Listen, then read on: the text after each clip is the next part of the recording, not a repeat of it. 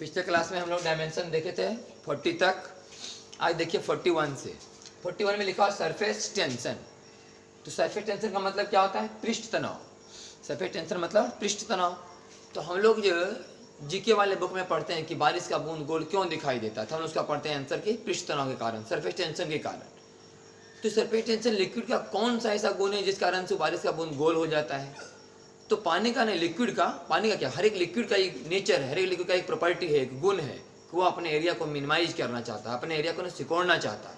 आप एक प्लेट में पानी लेकर कैसे कस के फैलाइएगा भी ना, तो बूंद बन के ही नीचे गिरेगा। ये लिक्विड का नेचर है, वो अपने एरिया को मिनिमाइज करना चाहता है। अगर पृथ्वी में गुरुत्वाकर्षण नहीं होता और हम पानी के ऐसे हाथ में लेकर ऐसे उछालते तो ऊपर में एक गोला की तरह से नजर आता।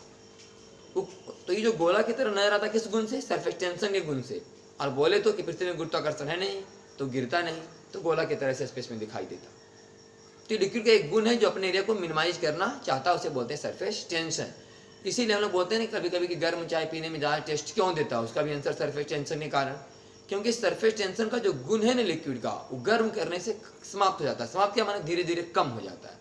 तो जब हम लोग चाय को गर्म करते हैं या गर्म चाय जो रहता है उसका सरफेस टेंशन कम होता है, और सरफेस टेंशन कम होने के कारण वो फैलता ज़्यादा है। क्योंकि सरफेस टेंशन ज़्यादा रहेगा तो सिकुड़ने वाला गुण तो ज़्यादा होगा। तो यहाँ तो हम गर्म कर दिए, तो गर्म करने से उसका क्या होगा? सिकुड़ने वाला गुण घटा तो फैला ज़्यादा, तो अच्छा टेस्ट दिया। फिर बहुत सारे एग्जाम्पल है कि हम लोग कपड़ा साफ करने के लिए गर्म पानी कर लेते हैं, तब उसमें सर्फ डालते हैं। वास्तव में वो भी एक मकसद है, पानी के सरफेस टेंशन को कम करना है। तो चलिए हम लोग आगे बढ़ते हैं सरफेस टेंशन के बारे में। हम इसके बारे में ऐसे समझाते हैं कि मान लो कि गांव घर में एक चलनी होता है, जैसे हम लोग कुछ चालते उलते हैं, तो उसको मान लिया कि पानी में सावधानी से डुबाओ, आसानी से निकाल लो एकदम सावधानी से। तो उसका जो होल है ना, छिद्र चलने वाला, वो एकदम लिक्विड से भरा हुआ रहेगा, एकदम लेयर। फूकेगा कस करके तब वो टूटेगा। तो उसको फूकना नहीं, तोड़ना नहीं, बस समझिए कि उसको आराम से चलनी को पानी में डाले और बाहर निकाले, लेयर एकदम चलने वाला जो छिद्र है, होल भर गया, एक लेयर आ गया, आपको पानी का मिल गया। उसके ऊपर भी हवा, नीचे भी हवा। समझिए उसी तरह से पानी का एक बड़ा सा लेयर है, समझिएगा। पानी का एक मान लिया बड़ा सा ऐसे लेयर है, पानी का एक लेयर है। इस लेयर पर आप एक स्ट्रिंग रख दिए, एक पतला सा धागा, एकदम बहुत पतला धागा आप ऐसे ऐसे ऐसे ऐसे रख दीजिए। जब कुछ समय के बाद इस धागा को देखिएगा, कुछ समय के बाद, तो पता चलेगा कि जो धागा है ना पूरा गोल हो गया ऐसे। जो ये बात हमें समझाता है कि जो लिक्विड है ना अपने एरिया को मिनिमाइज करने के चक्कर में था, जिस कारण से इस पर चारों तरफ क्या लगाया? फोर्स लगाया। जैसे ही चारों तरफ फोर्स लगाया, इसका शेप ऐसा हो गया। तो ऐसा क्यों हो गया? पानी के सरफेस टेंशन के कारण, जो अपने एरिया को मिनिमाइज करना चाह रहा था। तो इसी तरीका से हम लोग ऐसा सोचे कि मान लीजिए कि पानी का एक मेम्ब्रेन है, इसे एक पानी का लेयर है, परत है ऐसे, और इस पर एक लाइन खींच दो ऐसे, या समझो कि एक स्ट्रिंग रख दो, पतला सा धागा ऐसे। तो ये इधर वाला पानी इधर अपने एरिया को मिनिमाइज करना चाहेगा, इधर वाला लिक्विड अपने एरिया को इधर मिनिमाइज करना चाहेगा। तो ये जो स्ट्रिंग जिसको हम लोग माने हैं, उस पर फोर्स लगा करने लगा, दोनों तरफ फोर्स लगा, तो फोर्स बटा लेंथ को हम लोग बोलते हैं सरफेस टेंशन।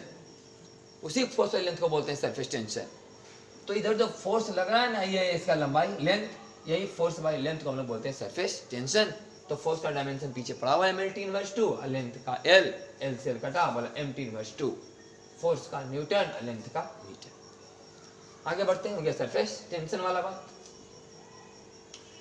आगे आइए वेलोसिटी ग्रेडियंट, वेग प्रवणता। ये क्या वेलोसिटी ग्रेडियंट? पहले सबसे पहले समझिए कि जब किसी पानी जब फ्लो हो रहा है, फ्लो बहता हुआ पानी, तो बहता हुआ पानी जब फ्लो होता है ना, तो लेयर बाई लेयर फ्लो होता है, हमें पता चलता नहीं है।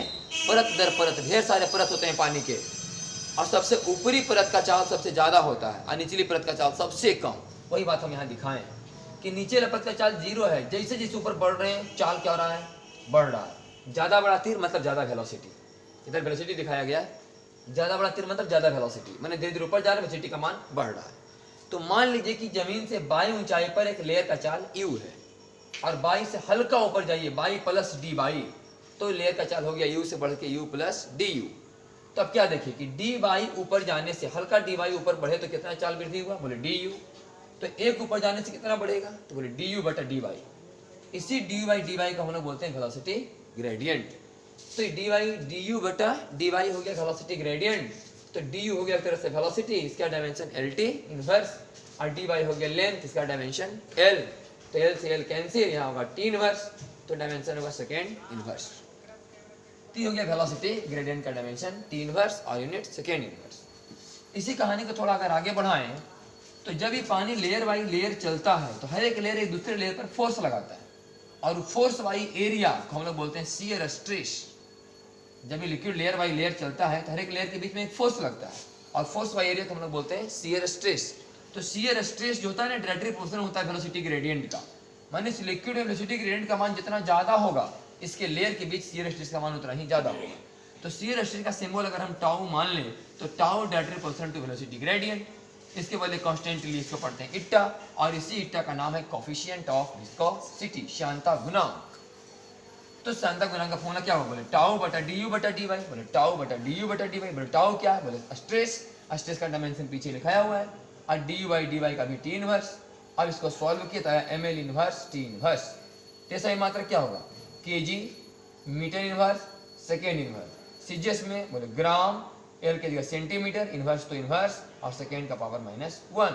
तो एस आई यूनिट को शॉर्ट में पॉइजेलियस बोलते हैं, और सीजीएस यूनिट को शॉर्ट में पॉइज बोलते हैं। जब इस एस आई यूनिट को सीजीएस में बदलिएगा, मतलब किलोग्राम को ग्राम में, मीटर को सेंटीमीटर में, ऐसा बदलिएगा, तो जब इसको सॉल्व कीजिएगा मैंने पॉइजेलियस को, और इसमें लाइएगा पॉइज में, तो आएगा 1 पॉइजेलियस बराबर 10 पॉइज। इससे क्या फायदा होगा कि हम लोग क्वेश्चन सॉल्व करेंगे फिजिक्स में तो एसआई यूनिट में सॉल्व करेंगे, लेकिन कभी कभी देर लगा बुक में सीजीएस में, तो उसे बदलना पड़ेगा ना एसआई में।